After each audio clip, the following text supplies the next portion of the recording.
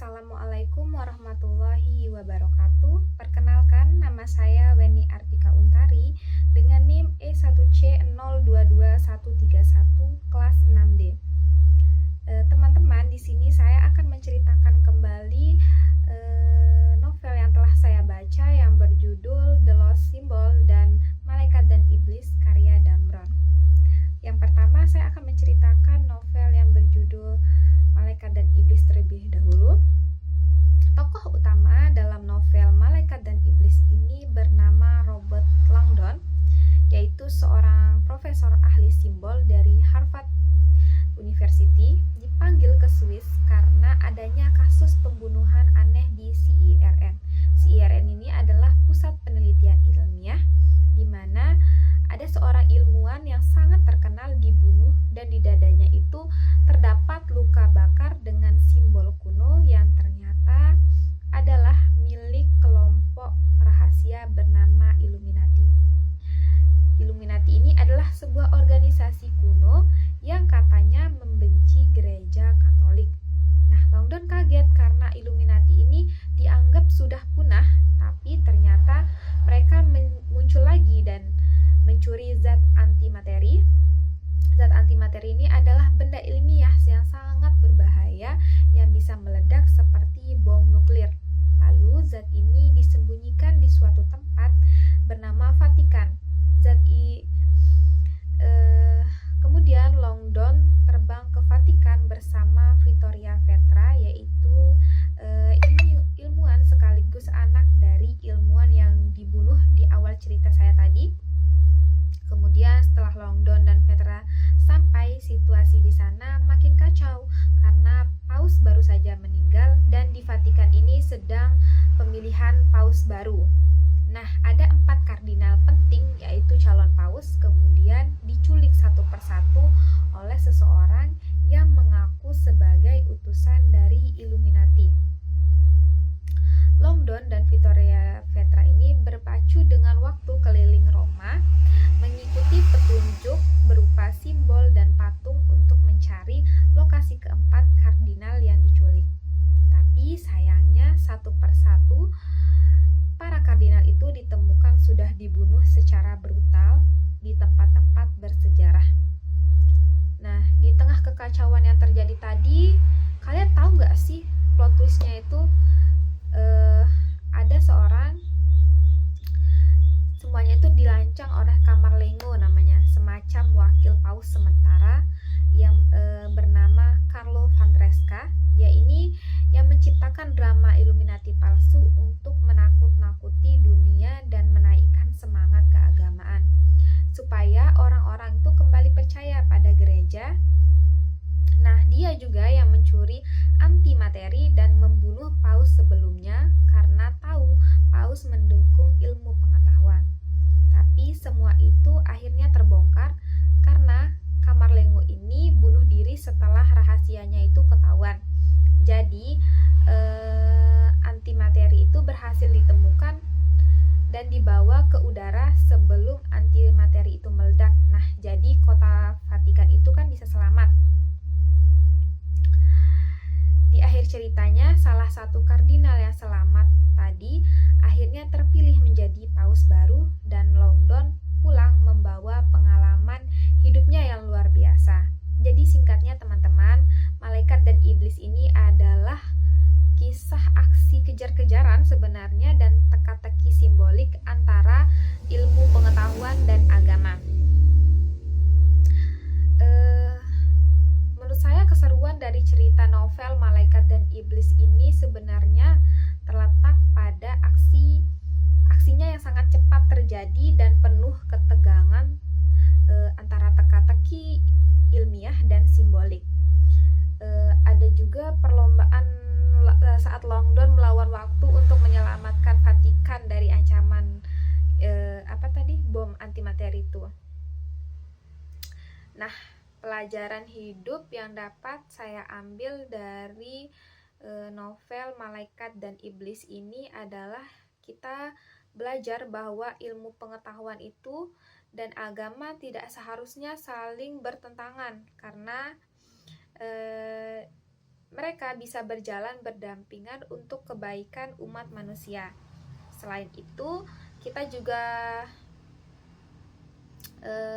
diminta untuk berpikir kritis dan tidak mudah terprovokasi dan tetap berpegang pada kebenaran menjadi pesan utama dalam menghadapi konflik, rahasia, dan manipulasi. Yang selanjutnya ada novel berjudul The Lost Symbol. Kalian tahu nggak keseruan cerita The Lost Symbol ini terletak pada apanya? Nah, keseruan cerita The Lost Symbol ini terletak pada perpaduan antara teka-teki simbol kuno, misteri organisasi rahasia Freemason. Nah, di dalam novel ini itu kita diajak untuk menelusuri rahasia tersembunyi di balik arsitektur dan sejarah kota gabungan sains, sejarah, dan spiritual, menjadikan cerita ini bukan hanya menegangkan, tapi juga memicu rasa ingin tahu sepanjang cerita. Oke, kita langsung saja memulai cerita ini dengan mengenalkan tokohnya terlebih dahulu. Nah, tokoh utama dalam cerita ini bernama Robert Langdon, yaitu seorang profesor ahli simbol tiba-tiba diminta datang ke Washington oleh sahabat lamanya bernama Peter Salomon. Diminta datang untuk mengisi ceramah di Capitol. Akan tetapi sesampainya Langdon di sana, ternyata undangan tersebut adalah sebuah jebakan di mana Peter sebenarnya sudah diculik, dan si penculik ini meninggalkan tangan Peter yang sudah dipotong lengkap dengan tato simbol misterius di tengah ruang Capitol sebagai pesan. Nah, akhirnya Langdon ini kebingungan dan sadar kalau dia sedang dipaksa mengikuti petunjuk untuk menemukan rahasia kuno yang katanya tersembunyi di kota Washington dan bisa memberikan kekuatan besar kalau saja sampai jatuh ke tangan yang salah. Nah, penculiknya ini tuh seorang yang dipenuhi dengan tato aneh bernama Malaah. Dia ini benar-benar terobsesi dengan rahasia Freemason. Freemason ini adalah sebuah organisasi rahasia tempat Peter ini menjadi anggotanya. Dalam pencariannya, Langdon dibantu oleh Catherine Salomon, yaitu adik dari Peter Salomon tadi, yang juga seorang ilmuwan. Mereka berdua lari dari kejaran CIA untuk memecahkan teka-teki rumit mengenai simbol kuno dan pesan tersembunyi di bangunan-bangunan bersejarah di Washington. Ternyata CIA ini ikut campur karena mereka khawatir rahasia yang dicari Malaah ini bisa mengancam keamanan negara. Nah, setelah melewati berbagai rintangan dan hampir mati berkali-kali, akhirnya terungkaplah bahwa Malaah ini sebenarnya adalah anak dari Peter Salomon yang dulu dianggap sudah mati. Nah, dia ini berubah jadi jahat karena masa lalunya yang kelam dan ingin membalas dendam ke ayahnya. Jadi Malaah ini berusaha memaksa Peter untuk mengungkapkan lokasi kata-kata kuno, yaitu sebuah rahasia spiritual. Tetapi rencananya ini gagal. Pada akhirnya Langdon dan Catherine berhasil menyelamatkan Peter dan Malaah ini tewas. Dan ternyata rahasia besar yang selama ini dicari-cari bukanlah benda ajaib, tetapi lebih ke filosofi bahwa manusia ini sebenarnya punya kekuatan besar dalam pemikirannya sendiri kalau kita mau menggali pengetahuan dan kebijaksanaannya.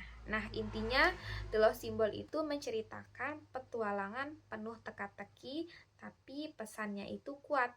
Kekuatan terbesar bukan di luar sana, tapi di dalam diri kita sendiri.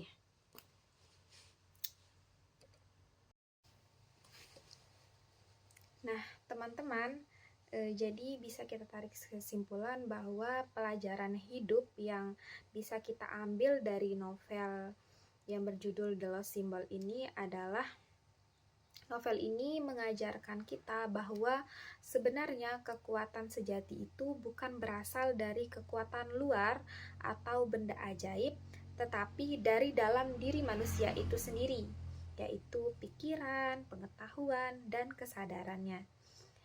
Ia mengingatkan kita bahwa pencarian makna hidup seringkali bukan soal menemukan sesuatu yang baru, tapi menyadari potensi besar yang sudah kita miliki.